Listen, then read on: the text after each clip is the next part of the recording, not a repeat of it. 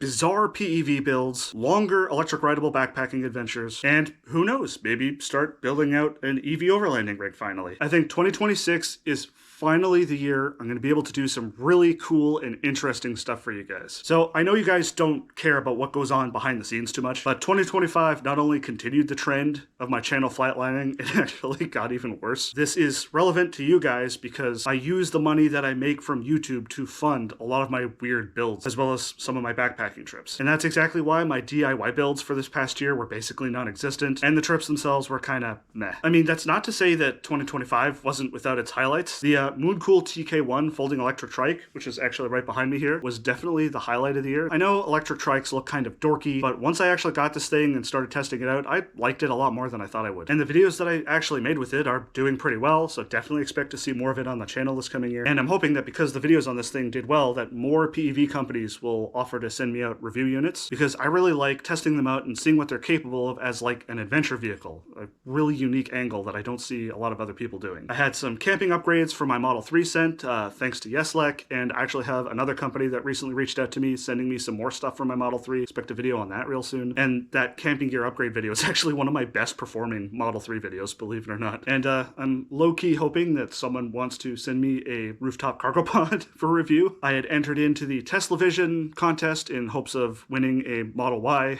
Didn't even get selected as a finalist. I bought my e-bike for bikepacking this year. That's also behind me. It's the white one. I started building it out for a bikepacking build. I'm taking things kind of slow because I'm still missing a few things like some extra inner tubes and things like that. So I have a little bit more to go before I commit to some longer trips with it. The Slate EV was unveiled back in April, and I really wanted to make a video of me reserving one, but unfortunately they've geo-locked Slate to just the United States. I'm in Canada, and as of right now, they still have no definitive plans for Canadians. But if and when that changes, I'll absolutely be on that. For 2026, I've got some wild stuff planned. Just in January alone, I've got a video planned to try attaching a wagon to my electric trike as a trailer for carrying extra batteries and camping gear. We're going to try charging my e-bike from an EV car charger. And of course, those Model 3 upgrades I mentioned should be coming in as well. But the big thing that I want to do this year is finally get around to that GT Land Racer build that I've been teasing. Basically just taking a GT Snow Racer and bolting some electric skateboard hardware to the bottom of it. If things go according to plan, don't hold me to this, but I'm aiming to get it done around April. It would be really funny to premiere that video on April 1st for April Fool's Day. We're going to finally get around to throwing some larger treaded wheels on my hub motor Vmax Sager and do like a kind of gravel rider build. I have a build idea for what I call the cursed electric skateboard, which basically uses a 2x8 plank as the deck with some 3D printed grip tape, basically the same design that's on my electric snowboard, and some ridiculous treaded 150 millimeter 3D printed wheels.